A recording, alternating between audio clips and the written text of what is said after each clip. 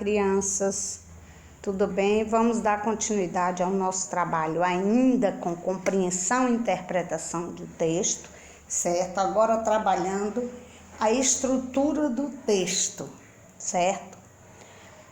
Para trabalhar a estrutura do texto, nós vamos trabalhar primeiramente que seria a ideia principal e ideia secundária. A ideia principal gira em torno de um tema.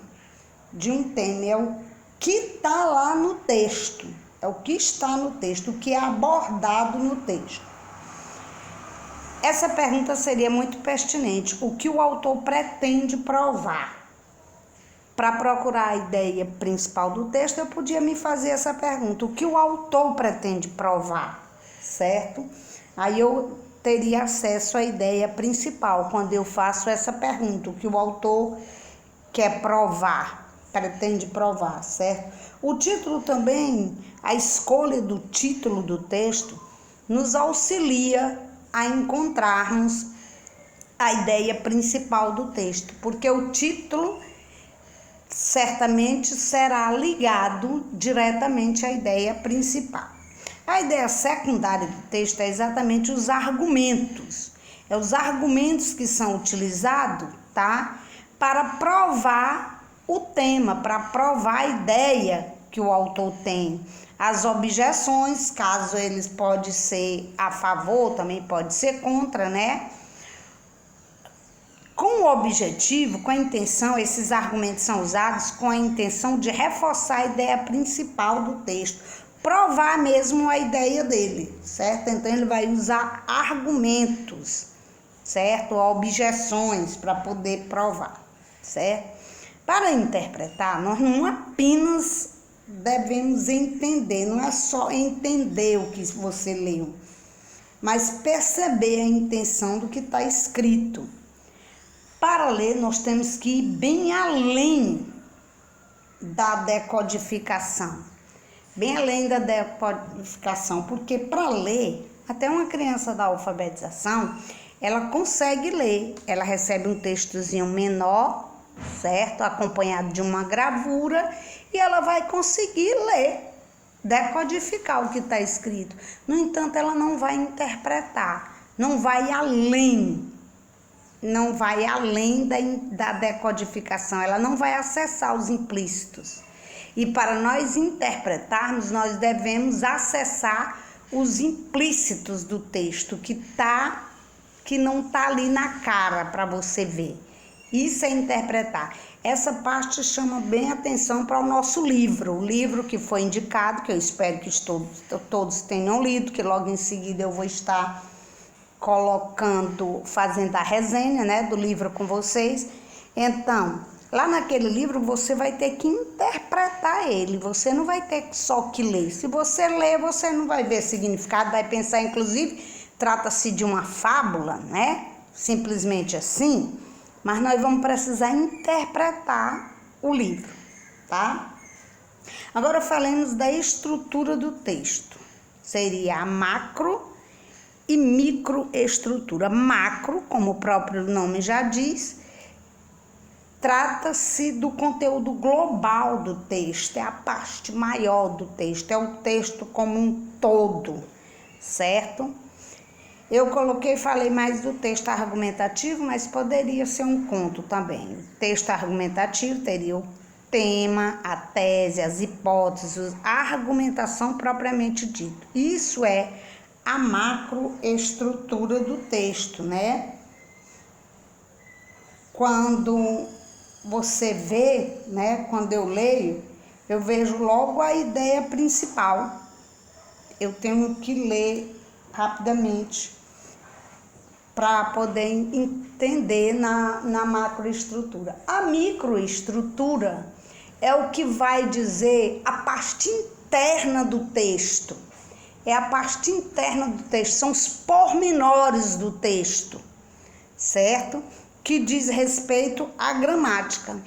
É as conjunções que trata exatamente da coesão do texto, as preposições, certo? Que trata da coerência, os sinônimos, porque as palavras interligadas com sinônimos, os pronomes, os advérbios, os tempos verbais, porque é muito importante no texto os tempos verbais, porque você tem que se perguntar por que aquele verbo foi usado naquele tempo, certo? O modo, por que foi usado aquele modo?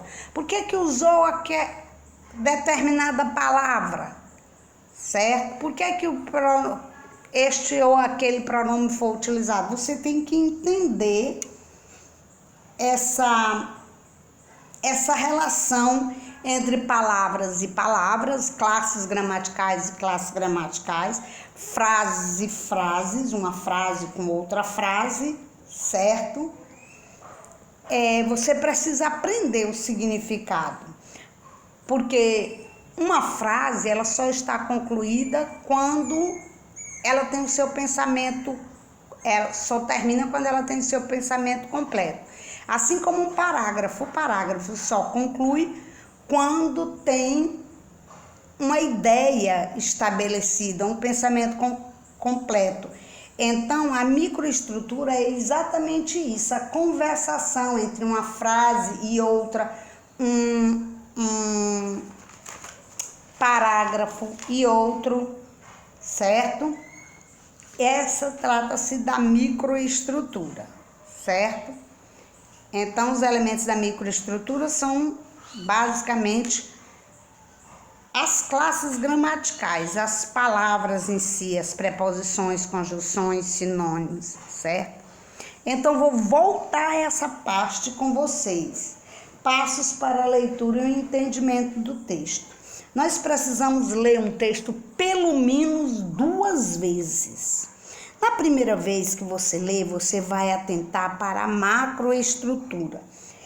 Isso é científico. O seu cérebro, ele já vai tentando adivinhar o que vem depois, o que está por vir. Então, não vai dar tempo, você não vai ter condição de pensar na microestrutura nesse momento. Você tem que respeitar o seu cérebro. Então, na primeira leitura, você só vai acessar a macroestrutura, certo?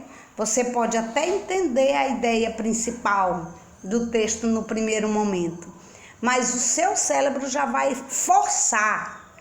Isso é independente da sua vontade. O cérebro do indivíduo tenta se antecipar aos fatos, às coisas que vai acontecer.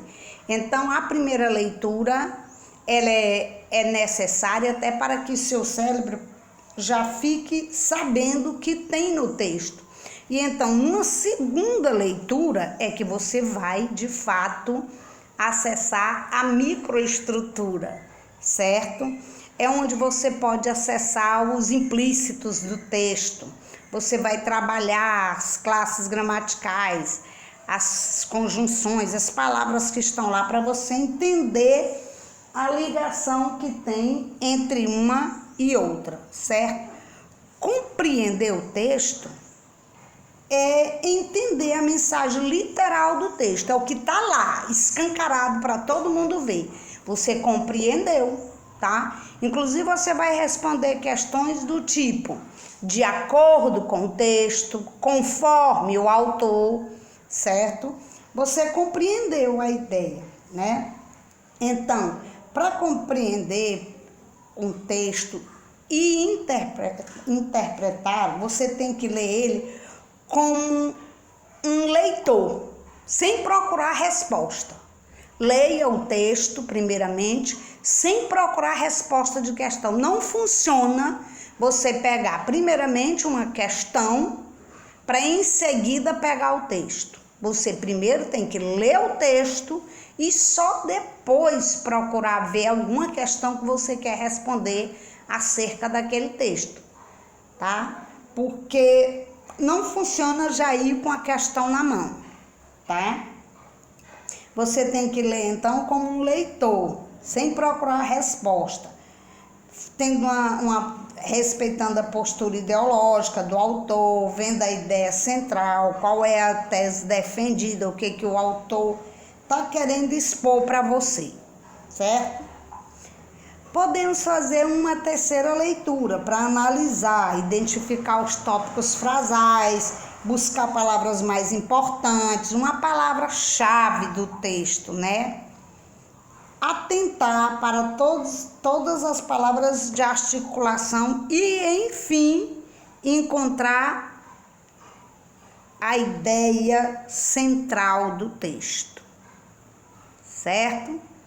Então é por aí nossa leitura. Gente, eu sei que a nossa metodologia não está 100%, eu quero que vocês façam os comentários, o que vocês precisariam que mudasse, fale, pode me procurar no WhatsApp, mande um recado para o professor Antônio, que ele passa para mim, certo? A intenção é tornar mais próximo de vocês o entendimento. Eu até mudei para essa metodologia, mostrando, e os slides manuscritos são propositais, acreditem, porque eu quero chamar a atenção da caligrafia de algumas crianças que eu não estou tendo condição de ler.